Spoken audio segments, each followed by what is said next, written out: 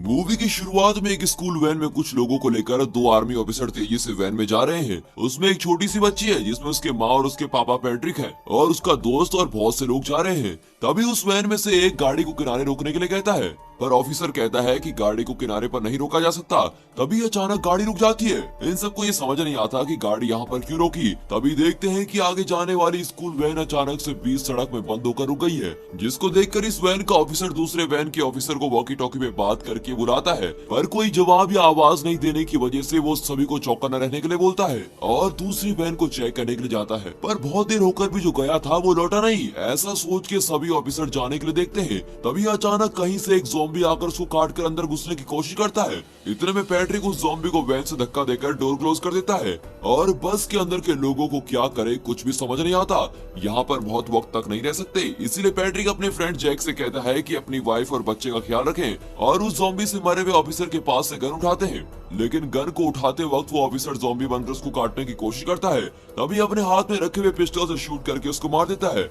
यहाँ इस वैन की तरफ सारे ज़ॉम्बी अब घेरा डाल देते हैं और अंदर आने की कोशिश करते हैं। जैक दरवाजा बंद करने की कोशिश करता है, पर ज़ॉम्बी सारी खिड़कियों को तोड़कर अंदर आते हैं। फौरन सारे लोग पीछे के इमरजेंसी वाले रास्ते से बचकर जाने की कोशिश करते हैं, पर उस भीड़ में वो छोटी सी बच्ची उसकी माँ फंस जाते हैं। अब बचकर निकले हुए जैक से पैट्रिक पूछता है कि बच्ची कहाँ है, तो जैक कहता है कि पता नहीं, उस भीड़ में देखा नहीं। अब ये लोग जहाँ खड़े हैं वहाँ पर बहुत सारे ज़ॉम्बी सब पर गिरकर काट रहे होते हैं। इन सब से बचकर वो माँ अपने बच्चे को लेकर दौड़कर एक कार के अंदर बैठ जाती है। तभी पीछे से शीशे को तोड़ते हुए एक ज़ॉम्बी उसको खींचकर काटने की कोशिश करता है। वो भी बचने की कोशिश कर रही होती है, पर तभी दूसरा ज़ॉम्बी आगे से शीशे को तोड़कर उस बच्ची को उठाने की कोशिश करता है। उसी वक्त पैट्रिक उस ज़ॉम्बी को शूट करके उसको बचा लेता है। बच्ची तो सेफ है, पर उसकी माँ के हाथों में ज़ॉम्बी ने काट दिया होता है और यहाँ से कट करके सीधे 9 साल के बाद दिखाते हैं। अब यहाँ पर बहुत साल से बर्फ का मौसम है, जहाँ देखो बर्फ ही बर्फ है। सूरज तो यहाँ पर दिखाई नहीं देता। इस खतरनाक बर्फ में एक आदमी को दिखाते हैं जिसकी बहुत बड़ी दाढ़ी और मूंछ है, और ये कोई और नहीं, ये पैट्रिक है। वो एक घोड़े को शूट करके अपनी बर्फ में चलने वाली गाड़ी में डालकर अपने घर लेके आता है। अब पैट्रिक अपनी गाड़ी को घर के अंदर लाकर अंदर जाता है, जिसको एक छोटी सी बच्ची खिड़की से देखती है और कहती है कि हम कब ऐसा मांस खाएंगे, और अपने पापा से पूछ रही होती है, जिसके लिए वो कहता है कि बेटा खाएंगे, पहले आप होमवर्क तो करो। ये और कोई नहीं है, ये वही है जिसको पहले सीन में दिखाया गया था, वही छोटी बच्ची। अब वो 9 साल के बाद बड़ी हो चुकी है। जैक ही उस बच्ची की परवरिश कर रहा होता है। इसके लिए जैक को वो पापा कहती है। उस बच्ची के लिए पैट्रिक सिर्फ उसके पड़ोस में रहने वाला है। पैट्रिक और जैक आमने सामने रहते हैं, पर दोनों अलग ही जिंदगी जी रहे होते हैं। पैट्रिक बहुत बहादुर है, उसको जो चाहिए बाहर जाकर लेके आता है और दिन रात बहुत शराब पीता है। उसके पास एक कुत्ता है और वो अपने कुत्ते को भी शराब देता रहता है। पर यहाँ पर जैक अपनी बेटी को बताता है कि कितना खाना है और कैसे रहना है, क्योंकि बाहर बहुत ही ज़ॉम्बी घूम रहे होते हैं, और बिल्कुल एक जिम्मेदार आदमी की तरह बिहेव करता है। दोस्तों, ये सब हमारे साथ नहीं होगा, लेकिन एक गेम के लिए पूछता हूँ, अगर ऐसे ही ज़ॉम्बी दुनिया में आ गए और आप फंस गए तो आप किसकी तरह जीना पसंद करोगे, जैक की तरह या पैट्रिक की तरह? अपना point of view comment section में जरूर बताइएगा। अब पैट्रिक के पास कोई बात करने के लिए तो है नहीं, इसीलिए वो अपने रेडियो स्टेशन में जाकर खुद ही रेडियो जॉकी बनता है और खुद ही गेस्ट बनता है और बातें करता रहता है, और ऐसे ही उसका पूरा दिन गुजरता रहता है। ऐसे ही दिन गुजरने के बाद हर रात को जब वो बच्ची सोती है तो वो बाइनोकुलर से उसको देखकर गुड नाइट कहकर सो जाता है, और ऐसे ही इन्हें वक्त गुजारते हुए 1 साल हो गया होता है। दूसरे दिन जैक उठकर उस बच्ची के बेड को देखता है, पर वो वहाँ पर नहीं होती और वो परेशान हो जाता है। उसको ढूंढने के लिए वो जल्दी जल्दी नीचे आकर देखता है और वहाँ वो बच्ची ब्रेकफास्ट कर रही होती है। फिर जैक उसको मना करता है कि अकेले नहीं जाना है और फिर उसको एक कुकी देता है, पर वहाँ पर वो बच्ची उसको बिना खाए हुए अपनी पॉकेट में डालकर दूसरा मांगती है। वो कहता है ठीक है, पहले ब्रश करना पड़ेगा, फिर उसको दूसरा कुकी भी दे देता है। वो उसको लेकर बिना बोले घर से बाहर चली जाती है, और वहाँ पैट्रिक के घर में वो कुत्ता दरवाजे के पास जाकर खड़ा हुआ भौंकता रहता है। उसकी आवाज को सुनकर पैट्रिक दरवाजा खोल देता है। वो कुत्ता बाहर दौड़कर आता है और बच्ची के घर के कंपाउंड के बाजू में रुक जाता है, और वो कुत्ता सीधे उस लड़की के पास जाता है। ये देखकर वो बहुत ही खुश होती है और सारे कुकीज उस कुत्ते को दे देती है। पैट्रिक हमेशा की तरह बाहर निकलने के लिए कुत्ते को सीटी मारकर बुलाता है, और वो कुत्ता भी उसकी सीटी की आवाज को सुनकर गाड़ी में चढ़ जाता है। पैट्रिक के लिए ये कुत्ता ही सब कुछ है। अब ये कुत्ता इस बच्ची का एक दोस्त बन जाता है। जैक उस बच्ची को बहुत सारी बातें सिखाता है जो उसको पता नहीं है, जैसे हिस्ट्री, ज्योग्राफी, सब कुछ सिखाता है। इसको पढ़ने के बाद उस बच्ची को घर की चौखट पर बिठाकर जैक बोटल्स को रखकर शूट करने की प्रैक्टिस करता है। जैक को देखकर इस बच्ची को भी शूट करने की ख्वाहिश होती है और कहती है कि पापा मैं भी एक बार शूट करूं क्या? वो कहता है तुम तो बच्ची हो, तुम्हारे लिए खेल नहीं बना है। वो बच्ची कहती है कि मैं अब बड़ी हो गई हूँ और मैं खिलौने खेलने लायक नहीं हूँ, और ये कहकर वो गुस्सा कर रही होती है। फिर वो अपने साथ टीचर स्टूडेंट का खेल खेलने के लिए उसको बुलाती है। अब जैक भी एक अच्छे पापा की तरह उसके साथ मिलकर खेल रहे होते हैं। उस रात वो बच्ची और जैक बात कर रहे होते हैं कि उसकी माँ के पास रखे हुए फूल सूख गए हैं, इसलिए उन्हें दूसरे फूल लाने होंगे। तभी जैक उस बच्ची को एक गिफ्ट देकर उसको खोलने के लिए कहता है। फौरन वो बच्ची बॉक्स खोलकर देखती है तो उसके अंदर उसकी माँ की फोटो और उसकी माँ की कुछ चीजें होती हैं। अब ये सब देखकर वो बहुत ही खुश होती है। तभी उस तरह पैट्रिक उस घर के बाहर हैप्पी बर्थडे का सॉन्ग चलाता है और इस बच्ची के लिए केक बनाकर वो केक देने के बारे में सोचता है, और फिर सोचता है कि वैसे भी जैक केक देने नहीं देगा तो वो उसके मनपसंद केक को कुत्ते को ही दे देता है। और यहाँ जैक और वो बच्चे खुशी से खेल रहे होते हैं। तभी वो बच्ची जैक के पास पूछती है कि क्या मेरे जैसी और लड़कियां भी होंगी और क्या वो मेरे बर्थडे के लिए गिफ्ट लेके आएंगी। ये ऐसा इसलिए पूछ रही होती है क्योंकि जब से वो पैदा हुई उसने किसी और को नहीं देखा। इस बच्ची को इसकी उम्र वाले बच्चों को देखने की ख्वाहिश बहुत ज्यादा होती है, पर ज़ॉम्बी की वजह से बाहर नहीं जा सकती। तभी वो जैक से पूछती है कि क्या ज़ॉम्बी सच में होते हैं। उसके जवाब में जैक कहता है कि ज़ॉम्बी को देखकर बहुत दिन हो गए हैं, वो शायद इतने दिन बर्फ में मर चुके होंगे। और दूसरी तरफ पैट्रिक किसी से बात न करने की वजह से पागल हो रहा होता है। रेडियो में कोई है क्या करके बात पूछ रहा होता है, पर उसको कोई जवाब नहीं मिलता और वो गुस्सा हो जाता है। और फिर कोई भी फ्रीक्वेंसी मैच न होने पर वो सब कुछ फेंक कर सोने चला जाता है। और इस तरह रात को सोते वक्त वो बच्ची एक बुरा ख्वाब देखती है और उठ जाती है। जैक को सोते हुए देखकर वो लाइट लेकर खिड़की की तरफ आकर देखती है। वहाँ जानवर की तरह एक डरावना सा ज़ॉम्बी दिखता है और वो घबरा जाती है। ये देखकर वो बिना आवाज के कोने में बैठ जाती है। और दूसरे दिन जैक उठकर इस बच्ची को बेड पर देखता है तो वो वहाँ नहीं होती और वो फौरन नीचे जाकर ढूंढता है। वो बच्ची वहाँ पर नहीं होती। फिर रूम के अंदर आकर देखता है तो वो बेड के नीचे छुपी हुई है। जैक भी उस बच्ची के पास जाकर पूछता है कि क्या हुआ। वो बच्ची कहती है मैंने मॉन्स्टर को देखा। जैक कहता है कि ये आपका कोई बुरा सपना होगा और वहाँ से निकल जाता है। फिर ये बच्ची हमेशा की तरह सुबह उस कुत्ते को देखने के लिए जाती है।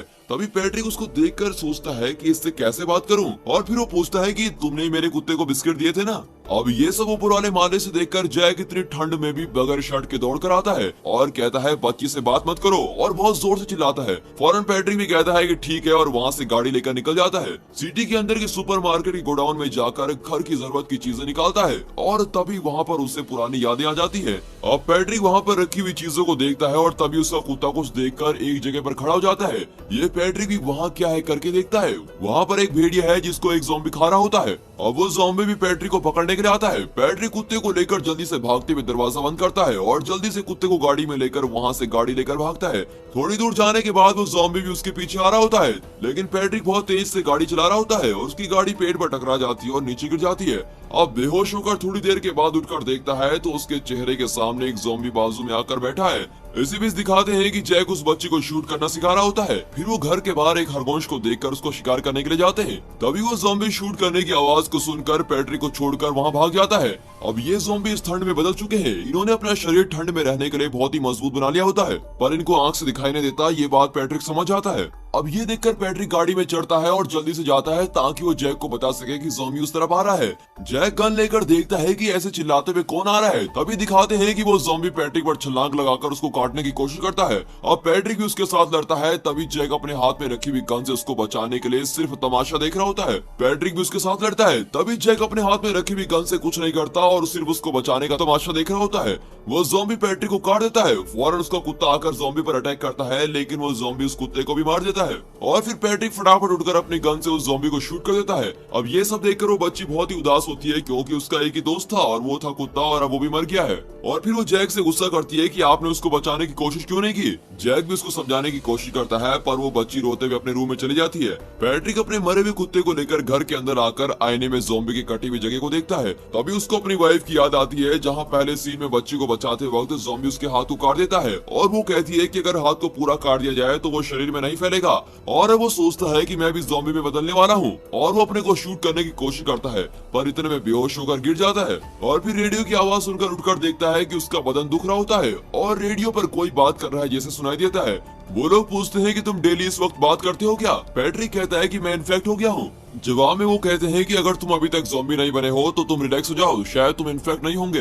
अब ये सुनकर वो थोड़ा रिलैक्स हो जाता है और यहाँ पर रेडियो के साथ वो जो भी बात कर रहा होता है ये उसका इल्यूजन होता है, वो सच में कोई बात नहीं कर रहा होता है। इधर जैक ज़ॉम्बी को देखने के बाद अब बहुत ही टेंशन में आ जाता है और सोचता है कि अब कैसे सेफ रहें, और वो खिड़की दरवाजों को बिल्कुल ही टाइटली बंद कर देता है। फिर वो छोटी बच्ची खिड़की से देखती है कि जैक बाहर खड़ा है और वो पूछती है कि क्या जो एक बार ज़ॉम्बी से कट जाते हैं वो ज़ॉम्बी में बदल जाते हैं, पर वो पूछती है कि तो ज़ॉम्बी में बदला ही नहीं। और ये देख देखकर जैक भी हैरान रह जाता है। अब वो बच्ची भी उस घर के अंदर रहकर बहुत ही तंग हो चुकी होती है। उसका एक ही दोस्त था और वो था कुत्ता, और अब वो भी मर चुका है। और गुस्से में आकर जैक से पूछती है कि और कितने दिन मुझे ऐसे बंद करके रहना होगा, और कहती है मुझे एटलीस्ट माँ की फोटो के लिए दूसरे फूल तो ला कर दीजिए। और फिर जैक फूल लेने के लिए बाहर चला जाता है और एक घर के अंदर जाकर खाने के लिए कुछ मिलेगा क्या करके पूछता है। खाने के लिए कुछ नहीं होने की वजह से दो लोग एक दूसरे पर गोली चलाकर मर गए हैं। उनके बगल में रखे हुए प्लास्टिक के फूल लेकर वो घर आता है और अपनी बच्ची के पास देता है, इसको अपनी माँ की फोटो के पास रखो करके उसको संभालता है। अब वो बच्ची थोड़े फूल लेकर अपनी माँ की फोटो के पास रख देती है और बाकी फूल वहाँ पर रखती है जहाँ पर उस कुत्ते को गड्ढे में डाला होता है।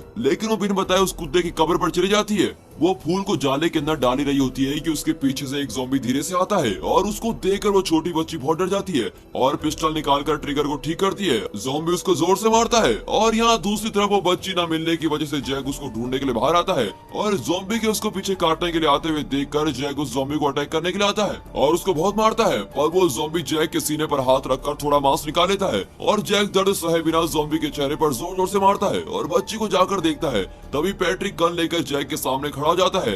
जैक सोचता है मैंने इसको नहीं बचाया, ये मुझे मारने वाला है करके सोच रहा होता है। तभी पैट्रिक इसके पीछे खड़े हुए ज़ॉम्बी को शूट कर देता है और अपने घर के अंदर लेके चला जाता है। थोड़ी देर के बाद जैक आंख खोलकर देखता है और अपनी बच्ची न मिलने पर नीचे आकर देखता है। तभी झट से एक ज़ॉम्बी सामने आता है। अब क्या हुआ है करके जैक देखता है। तभी जैक देखता है कि पैट्रिक ने उस ज़ॉम्बी के दोनों हाथों को बांध रखा है और पैट्रिक उस ज़ॉम्बी को टॉर्चर कर रहा है। तब जैक उसको पूछता है कि बच्ची कहाँ है। उसका जवाब दिए बगैर उस ज़ॉम्बी के बारे में बोलने लगता है और कहता है जैसे जिंदगी की हर नस्ल बदलती है वैसे ही इन ज़ॉम्बी की नस्ल बदल चुकी है और ये आंखें से नहीं देखते लेकिन इनके कान बहुत तेज हैं। ये आवाज सुन के ही हम पर अटैक करते हैं। तभी वो बच्ची बाहर आवाज सुनकर देखती है। तभी जैक उसको कहता है इसके बाद हम यहाँ नहीं रहेंगे और फौरन उसको वहाँ से लेके जाता है। सबके जाने के बाद पैट्रिक रेडियो के पास बैठता है। वो छोटी बच्ची इसके लिए जो ड्राइंग बनाई थी उसको देखता है। तभी रेडियो में सेम फ्रीक्वेंसी में आकर वो बच्ची इसको डिनर के लिए बुलाती है और पैट्रिक भी खुश होकर आने के लिए तैयार हो जाता है और अच्छी तरह से नहा धोकर बिल्कुल शेव करके वहाँ चला जाता है और वो डिनर के लिए मांस और थोड़ी शराब लेके जाता है।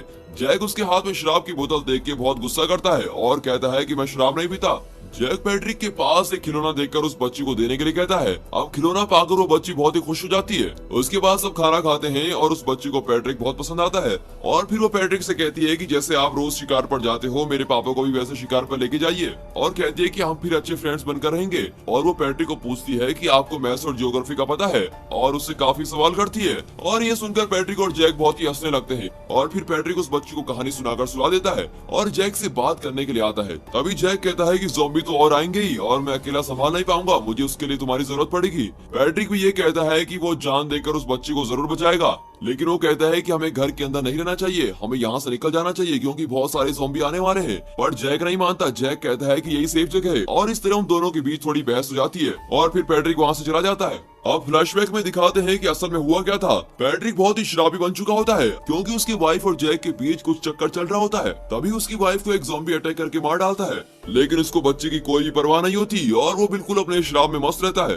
जिसको देखकर जैक कहता है कि तुम पर भरोसा करना बेकार है, तुम तो इस तरह एक दिन इस बच्ची को ही मार दोगे। और ये कहते हुए वो उस बच्ची को उठाकर वहाँ से निकल जाता है और कहता है कि आज से ये मेरी बेटी है और उसको फिर पालने लगता है। दूसरे दिन पैट्रिक अपनी गाड़ी को साफ करके कहता है कि चलो शॉपिंग करने चलते हैं और उस दिन वो बच्ची बहुत ही खुश होती है क्योंकि वो पहली बार बाहर जाने वाली थी। अब वो बच्ची सभी चीजों को बड़ी गौर से देख रही होती है क्योंकि पहली बार ये नजारा देख रही थी और अब ये सब गोडाउन में जाकर चीजें लेकर आते हैं। तभी वहाँ पर इन्हें एक प्रेग्नेंट औरत दिखती है। पैट्रिक उसके नजदीक जाकर देखता है तो उसके छूते ही चिल्लाकर डर डर के बेहोश हो जाती है और फिर वो उसको उठाकर घर लेकर आते हैं और वहाँ पर उसका ट्रीटमेंट करते हैं। अब वो बच्ची देखकर बहुत ही खुश हो रही होती है क्योंकि उसने आज तक किसी तीसरे इंसान को नहीं देखा था। अब जैक ट्रीटमेंट खत्म करके उस लड़की को चाय देकर बात करना शुरू करता है। उस लड़की के पास उसके बारे में पूछताछ करते हैं। अब वो भी बताती है कि उसके परिवार को ज़ॉम्बियों ने मार दिया था और फिर वो अकेली बची थी और बड़े ही सरवाइव कर रही थी। तभी वो बच्ची कहती है कि मैंने आज तक किसी लड़की को नहीं देखा, मैं आपको पहली बार देख रही हूँ, क्या आपको चोटी बनाना आता है? और फिर वो उसकी चोटी बना लेती है।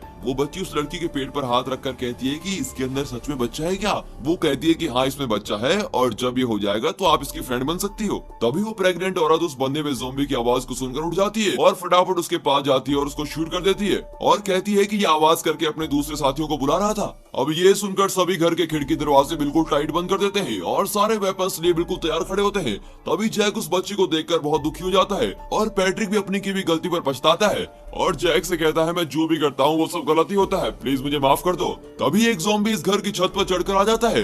जैक झट से उस बच्ची को कहता है कि बेसमेंट में रहो और बिना आवाज किए रहो। वो ऊपर आता है तो ज़ॉम्बी को देखता है, पर बेसमेंट में उस बच्ची के सामने ही ज़ॉम्बी आ गए हैं। अब ज़ॉम्बी इस बच्ची के चेहरे के सामने आकर खड़े हो जाते हैं, पर वो बच्ची अपना मुंह बंद करके चुपचाप रहती है। वहाँ ऊपर अचानक से जैक के ऊपर एक और ज़ॉम्बी अटैक करता है और वो भी उसके साथ लड़ रहा होता है। बहुत सारे ज़ॉम्बी अंदर आने की कोशिश करते हैं, पर पैट्रिक और वो लड़की उनको अंदर आने से रोक देती है। तभी वो लड़की कहती है कि आवाज बेसमेंट से आ रही है और अंदर वो बच्ची एक छोटे से संदूक में अपने पास रखे हुए खिलौने को फेंककर आवाज करके वहाँ से हट जाती है और वो ज़ॉम्बी आवाज सुनकर संदूक में चला जाता है और झट से वो बच्ची संदूक को बंद कर देती है। नीचे से आवाज सुनकर पैट्रिक बेसमेंट का दरवाजा तोड़ देता है और एक ज़ॉम्बी उस पर आकर गिरता है और यहाँ पर दूसरी तरफ जैक को एक और ज़ॉम्बी अटैक करने आ जाता है और जैक भी अपने बाजू में रखे हुए कांच के टुकड़े को लेकर बिल्कुल तैयार रहता है। तभी नीचे पैट्रिक पर अटैक करते हुए ज़ॉम्बी को मारने के लिए वो लड़की ट्राई करती है और वहाँ पर रखे हुए रिकॉर्डर पे जोर जोर से सॉन्ग प्ले कर देती है। अब जोर की आवाज सुनकर सभी ज़ॉम्बी चिल्लाने लगते हैं। तभी एक ज़ॉम्बी को शूट करके वो मार रही होती है और इस तरह रेडियो पर कोई बात कर रहा है करके वो बच्ची हेडफोन लगाकर बात कर रही होती है। तभी ये देखते हैं कि इनके पास बुलेट खत्म हो रही है और उसी वक्त जनरेटर भी बंद होकर रेडियो रुक जाता है। थोड़ी देर में सारे ज़ॉम्बी अंदर आने वाले हैं। जैक को उस बच्ची की चिंता होने लगती है। तब वो बच्ची ये कहती है कि मैंने जिनसे रेडियो पर बात की उन्होंने हमको स्प्रिंग करके एक जगह पर आने के लिए कहा है, वहाँ पर चले गए तो हम सब सुरक्षित रहेंगे। ये सुनकर सबको एक विश्वास हो जाता है। अब इन सभी को कार की तरफ जाना है तो किसी एक को ज़ॉम्बी को भटकाना होगा। तभी पैट्रिक कहता है कि मैं ज़ॉम्बियों को डाइवर्ट करता हूँ, तुम लोग कार की तरफ जाओ। और फिर पैट्रिक अपनी बच्ची को आखिरी बार देखता है। अब ये तीनों कार की तरफ तो चले जाते हैं, लेकिन वहाँ पर पैट्रिक फंस जाता है और फिर पैट्रिक को सभी घेर लेते हैं और वहाँ पर एक स्फोट होता है जिससे पैट्रिक भी मर जाता है और सारे ज़ॉम्बी भी मर जाते हैं। और अब दिखाते हैं कि यहाँ ये तीनों स्प्रिंग वाली जगह पर पहुंच गए हैं और वहाँ पर सूरज निकलते हुए ये मूवी यहाँ पर खत्म होती है।